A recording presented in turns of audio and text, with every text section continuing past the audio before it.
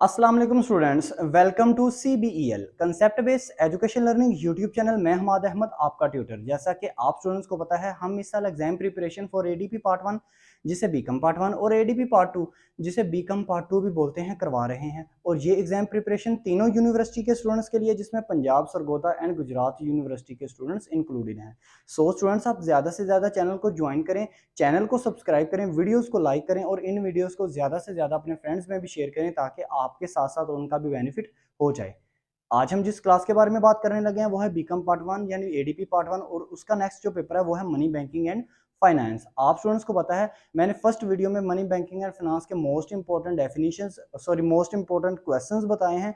आपने उन क्वेश्चन को सर्च करना है यूट्यूब में, तो लिखिएगा most important questions of money banking and finance by concept based education learning YouTube channel, तो आपको वो वीडियो मिल जाएगी। इंशाल्लाह ताला आपका बहुत बेनिफिट होगा उससे।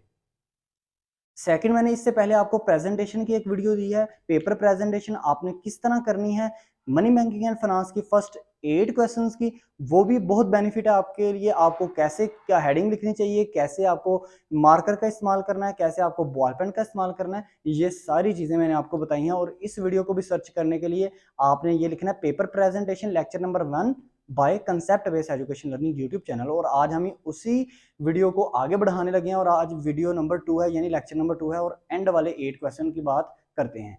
चलें वीडियो को स्टार्ट करते हैं। क्वेश्चन नंबर 9 आपके पास क्या है? क्वेश्चन नंबर 9 आपके पास है स्टूडेंट्स क्रेडिट क्रिएशन। तो क्रेडिट क्रिएशन को जब आप क्वेश्चन आ जाएगा तो आपने सबसे पहले इंट्रोडक्शन की हेडिंग देनी है। आपने हेडिंग दी इंट्रोडक्शन।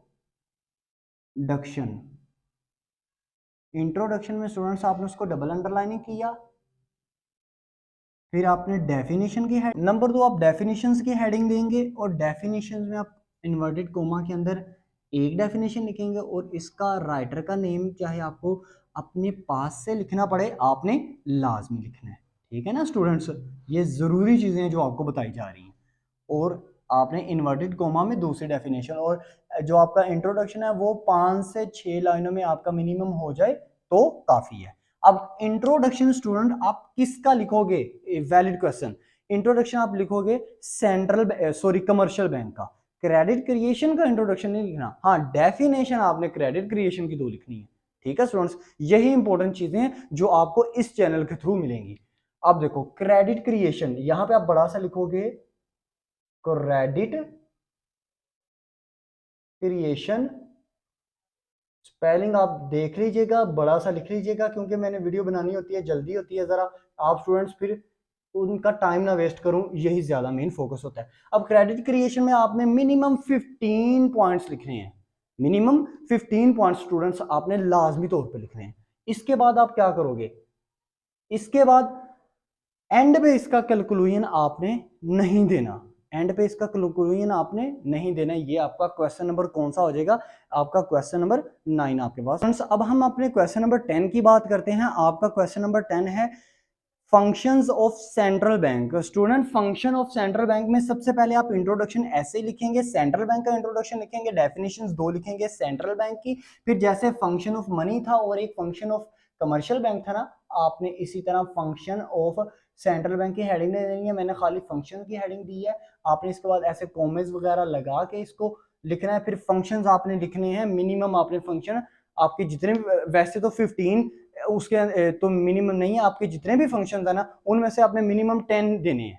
ठीक है, जैसे सेंट्रल बैंक का फंक्शन है कि उसको नोट इशू करने की सिर्फ इस बंदे इस ऑर्गेनाइजेशन को इजाजत होती है, तो आपने इसमें मिनिमम 10 आपने देनी है मेन हेडिंग्स, और उनके अंदर जो है आपने 15 मिनिमम हेडिंग्स आपने लाजमी देनी है। और मैं आपको साथ साथ बताता चलूं पेपर प्रेजेंटेशन के मुतालिक, वो ये है कि स्टूडेंट्स आपने जो इंट्रोडक्शन, डेफिनेशंस और फंक्शन ऑफ सेंट्रल बैंक, इसकी हेडिंग को आपने हमेशा कट मार्कर से लिखना है। अंडरलाइनिंग वाली हेडिंग को आपने जो अंडरलाइन करना है उसको आपने सिंपल मार्कर से अंडरलाइन करना है। और इंट्रोडक्शन आपका बिल्कुल परफेक्ट होना चाहिए, डेफिनेशन आपकी बिल्कुल परफेक्ट होना चाहिए, कोई स्पेलिंग मिस्टेक नहीं होनी चाहिए, कोई सेंटेंस की मिस्टेक नहीं होनी चाहिए, क्योंकि ये चीज़ वो लाजमी पड़ता है। और आपका, हाँ, अगर आपकी जो हेडिंग्स हैं वो हेडिंग्स के अंदर भी आपकी स्पेलिंग की मिस्टेक ना हो, और हेडिंग के अंदर आप उसमें जो एक्सप्लेनेशन लिखनी होती है ना हेडिंग के अंदर, उसको आप लिख सकते हैं अपनी वर्डिंग में। अब इसके बाद क्वेश्चन नंबर 11 की अगर बात करें तो स्टूडेंट्स आपके पास क्वेश्चन नंबर अब 11 क्या आएगा।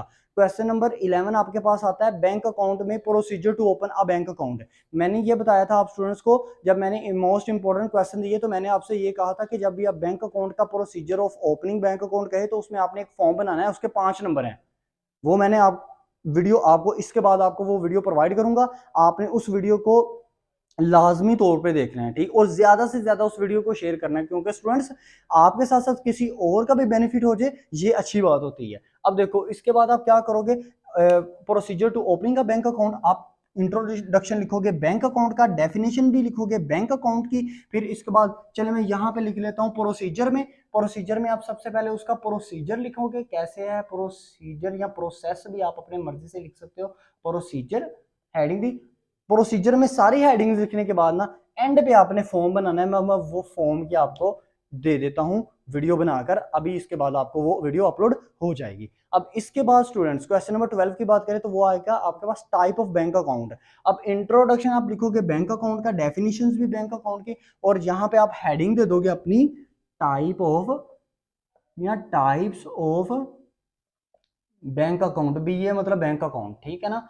तो आप इसमें जो टाइप्स लिखोगे, करंट अकाउंट, सेविंग अकाउंट, आपको पता है फिक्स्ड अकाउंट, उनमें सारी आपने ये टाइप्स को एक्सप्लेन करना। और इस साल ये टाइप ऑफ बैंक अकाउंट के आने के चांसेस हैं, क्योंकि वो यूनिक चीज स्टूडेंट्स आपके पेपर में डाल रहा है, आपने किसी चीज को स्किप नहीं करना। अब क्वेश्चन नंबर 12 हो गया, क्वेश्चन नंबर 13 की बात करते हैं स्टूडेंट। तो क्वेश्चन नंबर 13 आपके पास क्या आता है, relationship between banker and customer. अब बैंकर एंड कस्टमर का रिलेशनशिप है स्टूडेंट, इस क्वेश्चन को आपने बहुत वजह से देखा है। देखो इंट्रोडक्शन सबसे पहले आएगा बैंकर का, इंट्रोडक्शन सबसे पहले आएगा बैंकर का, डेफिनेशन आएगी बैंकर की, फिर एक डेफिनेशन लिखनी है, फिर इंट्रोडक्शन किसका, कस्टमर का, फिर डेफिनेशन किसकी आएगी, बैंकर की। बात को समझ रहे हैं, याद रखिएगा स्टूडेंट, जब बैंकर और कस्टमर का क्वेश्चन आना है, आपने कस्टमर का इंट्रोडक्शन लिखना है, बैंकर का इंट्रोडक्शन लिखना है, बैंक का इंट्रोडक्शन लिखना है, कस्टमर का इंट्रोडक्शन लिखना है, और इन दोनों की एक एक डेफिनेशन लिखनी है, ठीक है। अब आगे आपका क्वेश्चन आ जाएगा रिलेशनशिप। तो तो आगे आपके पास आ जाएगा रिलेशनशिप, आप ऐसे रिलेशनशिप की हेडिंग दोगे। अब इसमें स्टूडेंट्स आपने रिलेशनशिप बैंकर और कस्टमर का लिख देना है। आई होप सो आपको यहाँ तक समझ आ रही होगी।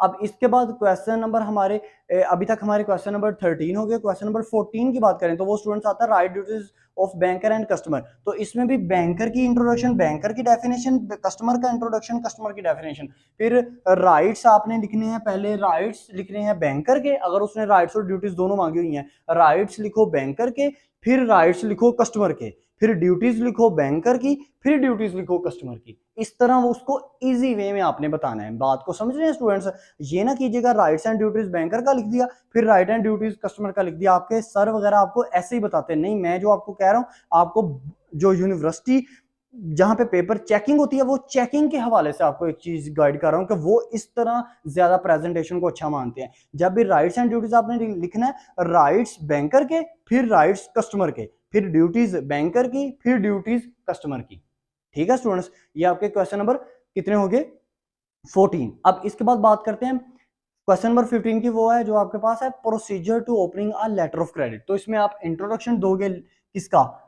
एलसी का, लेटर ऑफ क्रेडिट का डेफिनेशंस दोगे आप। एलसी की 2 डेफिनेशंस आपने देनी है विद राइटर नेम, और इसके बाद procedure of opening a LC, वो भी आपने पूरा प्रोसीजर लिखना है, ठीक है स्टूडेंट्स। फिर नेक्स्ट लास्ट जो आपका क्वेश्चन आ जाएगा वो आ जाएगा काइंड्स ऑफ एलसी या types of LC. Most important question है जो कि इस साल उसके आने के ज्यादातर चांसेस हैं, जैसे टाइप ऑफ बैंक अकाउंट के आने के ज्यादातर चांसेस थे। तो स्टूडेंट्स उसमें आप क्या लिखोगे, एलसी लेटर ऑफ क्रेडिट का इंट्रोडक्शन, लेटर ऑफ क्रेडिट की 2 डेफिनेशन, फिर टाइप्स ऑफ एलसी में आप उसकी मिनिमम आपने 10 टाइप्स लिखनी है, मिनिमम आपने 10 टाइप्स लिखनी है, ठीक है स्टूडेंट्स। ये आप इतना कीजिएगा। इसके अलावा मैंने आपको 2-3 और क्वेश्चंस बताए हुए हैं, अगर किसी बच्चे ने 16 क्वेश्चन स्टूडेंट ने प्रिपेयर कर लिए हैं, वो 2-3 मैंने और क्वेश्चन आपसे डिस्कस किए हैं मोस्ट इंपॉर्टेंट जो मैंने क्वेश्चन आपको वो वीडियो दिया, उस वीडियो को जाके सर्च करें, उसमें आप देखें मैंने और कौन कौन सी चीज़ों के बारे में और कौन कौन से क्वेश्चन के बारे में मैंने आपसे डिस्कस किया है।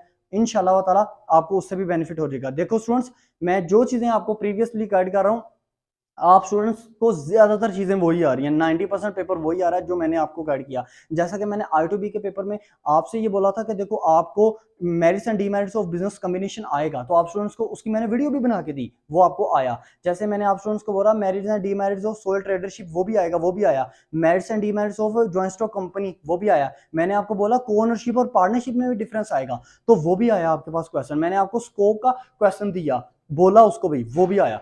मतलब कहने का मतलब ये कि 100% अभी तक जितने भी पेपर्स हो रहे हैं ना, 90, 95, 100% तक हमारे गैस बिल्कुल ठीक एक्यूरेट वही आ रहे हैं। सो स्टूडेंट्स, आप इस चैनल को ज्यादा से ज्यादा सब्सक्राइब करो, वीडियोस को ज्यादा से ज्यादा लाइक करो और इन वीडियोस को ज्यादा से ज्यादा अपने फ्रेंड्स में भी शेयर करो। और इस चैनल को सब्सक्राइब करने का एक और आपको बेनिफिट ये है, नेक्स्ट ईयर में इंशाल्लाह ताला आपकी बहुत परफेक्ट तैयारी इसी यूट्यूब चैनल के जरिए से होने वाली है। आपको किसी एकेडमी को कोई ज्वाइन करने की जरूरत नहीं पड़ेगी, बिल्कुल कंसेप्ट से एक एक चीज बताई जाएगी। अब तक इतना ही, अपना ख्याल रखिएगा, अपने इस यूट्यूब चैनल का भी। अल्लाह हाफिज।